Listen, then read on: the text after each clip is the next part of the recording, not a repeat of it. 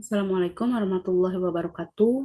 Perkenalkan, nama saya Devi Ratnasari. Saya dari Program Studi Manajemen Universitas Inaba Bandung. Pada kesempatan ini, saya akan memaparkan krisis manajemen playbook dengan studi kasus kontroversi Rompi Vera Bramasta di lokasi bencana.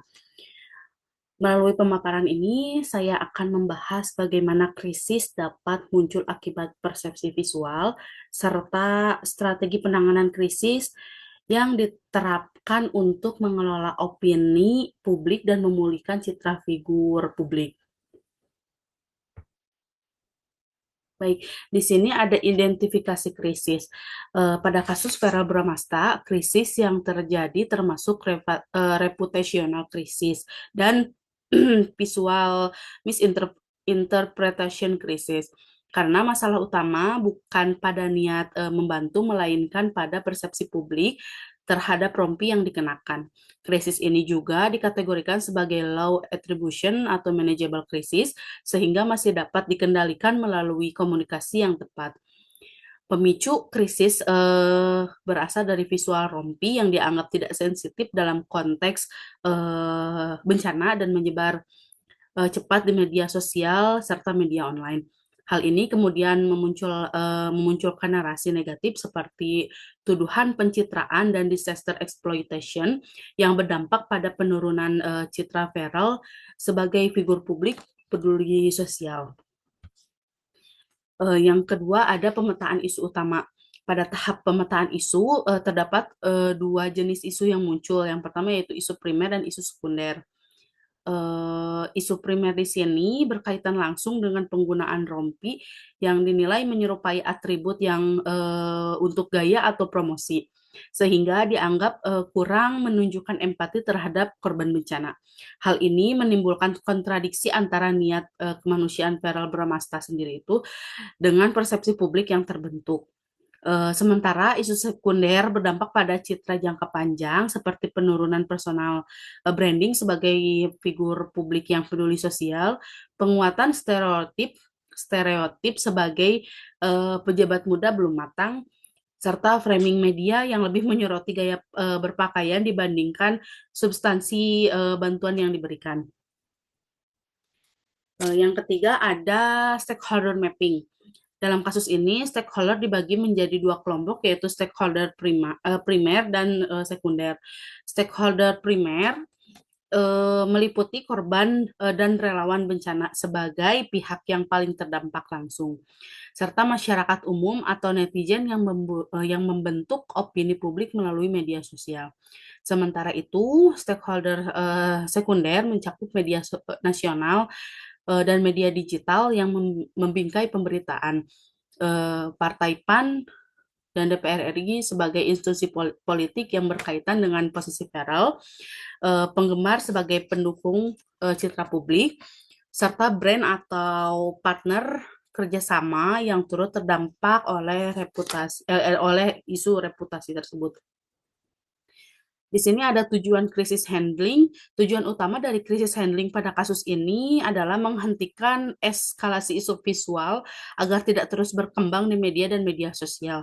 Selain itu, strategi penanganan diarahkan untuk menggeser narasi publik dari fokus pada atribut atau penampilan menuju ke aksi nyata yang dilakukan di lapangan. Melalui langkah ini diharapkan citra empati dan kepedulian sosial Vera Bramasta dapat dipulihkan, sekaligus menjaga legitimasi dirinya sebagai figur publik dan pejabat di mata masyarakat. Adapun strategi utama atau krisis respons strategi, strategi utama dalam penanganan krisis ini dibagi menjadi tiga. Pertama adalah empathy first response, yaitu menyampaikan pernyataan resmi yang mengakui persepsi publik disertai permintaan maaf secara empatik, serta menegaskan bahwa fokus utama adalah korban bencana, bukan kepentingan pribadi. Yang kedua adanya dilakukan klarifikasi tanpa nada defensif. Klarifikasi hanya menjelaskan bahwa rompi yang digunakan bersifat fungsional sebagai tactical phase tanpa pembelaan berulang atau debat teknis. Bahasa yang digunakan harus sederhana dan humanis agar mudah diterima publik. Juga yang ketiga ada pengendalian exposure visual. Konten yang memicu kontroversi dibatasi atau dihapus, unggahan personal dihentikan sementara melalui strategi strategic silent, dan fokus visual dialihkan kepada korban serta relawan agar narasi kembali pada aspek kemanusiaan. Selanjutnya ada tactical action plan. Pada tahap tactical action plan, penanganan krisis dibagi ke dalam 3 fase, yaitu yang pertama ada 0 sampai 3 hari yang berfokus pada respon cepat. Pada tahap ini dilakukan klarifikasi dan pernyataan empatik melalui Instagram Story dan caption, disertai media statement singkat, serta menghindari wawancara berulang agar isu tidak terus berkembang. Fase kedua yaitu short term. Ini 1 hingga 2 minggu dengan menekankan aksi nyata. Langkah yang dilakukan meliputi donasi logistik, kunjungan lanjutan dengan pendekatan low profile, serta kolaborasi dengan relawan atau lembaga seperti BNPB atau BPBD. Konten komunikasi difokuskan pada korban dan proses bantuan, bukan pada penampilan. Fase ketiga yaitu recovery dalam jangka 1 hingga 3 bulan, yaitu melakukan kegiatan sosial secara berkelanjutan, meminimalkan dokumentasi personal, dan melakukan reposisi citra dengan menekankan prinsip action over appearance. Yang ketujuh ada konten and message control. Pada tahap pengendalian konten dan pesan, digunakan key message framework yang konsisten, yaitu menegaskan bahwa korban adalah merupakan prioritas utama. Atribut yang digunakan bersifat fungsional, bukan untuk pencitraan, serta masukan publik dijadikan bahan evaluasi untuk kedepannya. Konten yang direkomendasikan berfokus pada cerita korban, testimoni relawan, edukasi ringan yang disampaikan tanpa nada defensif, serta kolaborasi dengan institut terkait. Dengan pendekatan ini, pesan yang disampaikan lebih humanis dan mampu menggeser perhatian publik dari penampilan ke substansi bantuan. Selanjutnya ada risiko yang harus dihindari. Dalam penanganan krisis ini terdapat beberapa risiko yang harus dihindari. Pertama, yang berlebihan dapat yang pertama, klarifikasi yang berlebihan dapat membuat isu berlarut. Yang kedua, penggunaan nada defensif atau menyalahkan publik justru berpotensi memperburuk persepsi.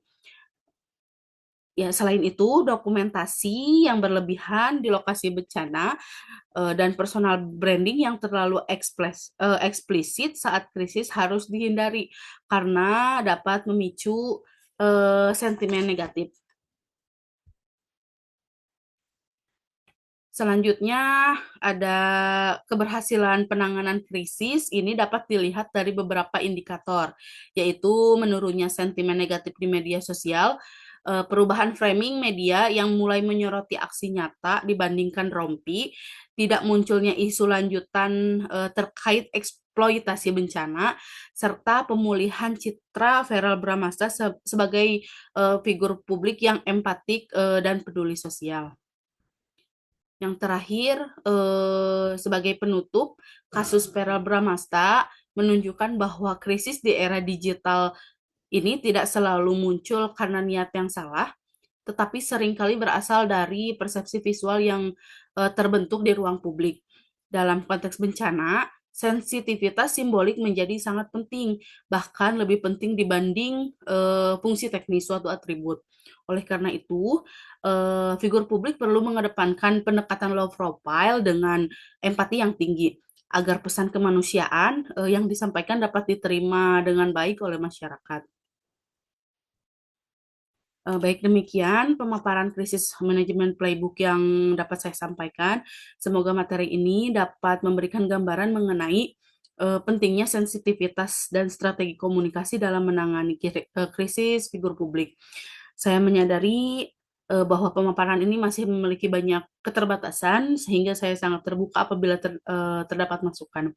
Atas perhatian semuanya, atas perhatian teman-teman sekalian, dan semuanya saya ucapkan terima kasih. Assalamualaikum warahmatullahi wabarakatuh.